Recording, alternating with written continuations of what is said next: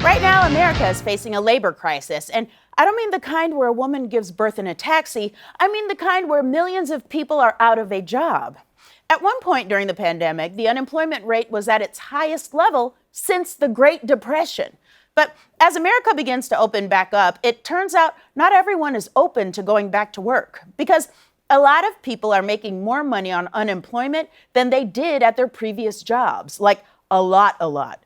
According to one study, 2/3 of jobless workers would make more money from unemployment plus the federal government supplement than they would have on the job, which explains why many Americans are reluctant to return to work. Now, the media keeps referring to this situation as a, quote, worker shortage, but America doesn't have a worker shortage. We have a shortage of workers willing to take a job unless they receive a living wage.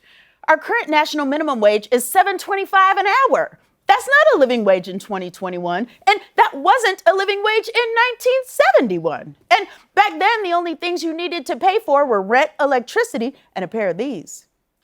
You know, it looks good. Pictures are popping up all over the country of signs posted on businesses saying they're closed or short-staffed because, quote, no one wants to work anymore, happy face, which, by the way, is a truly passive-aggressive use of a smiley face. The only worse use would be this.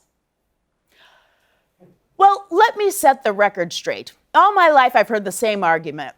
If you don't want to earn minimum wage, get a better job. Well, guess what? That's what people are doing. They're waiting to find a job that respects them and pays them. It turns out the free market also means that workers are free to only work if the job is worth it, not just because the job is there.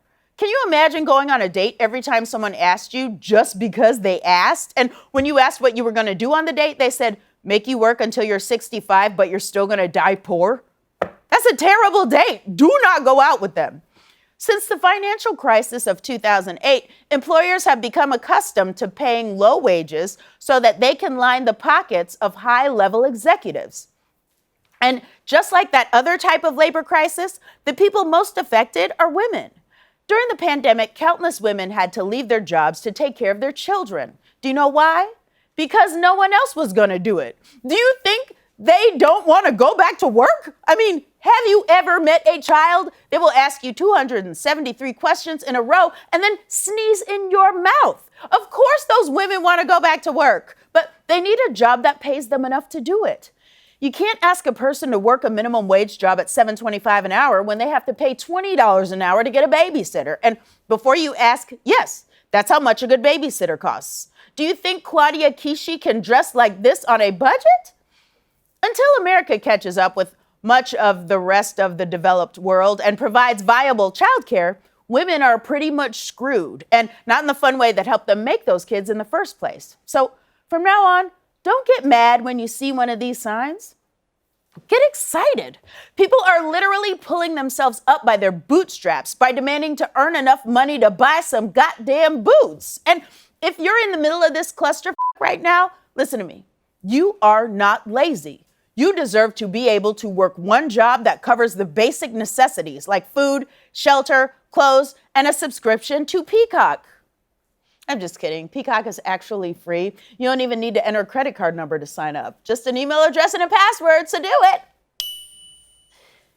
But most importantly, you deserve to work in a safe environment with employers who value your life. Oh, by the way, if you're a business owner who refuses to pay a living wage and then complains when no one wants to work for you, you are not a business owner. You are a plantation owner, but your plantation is a frozen yogurt shop. Listen, we could be living through one of the greatest labor movements in history because knowing your worth is revolutionary. And this is a revolution, baby. So go get your money. You earned it.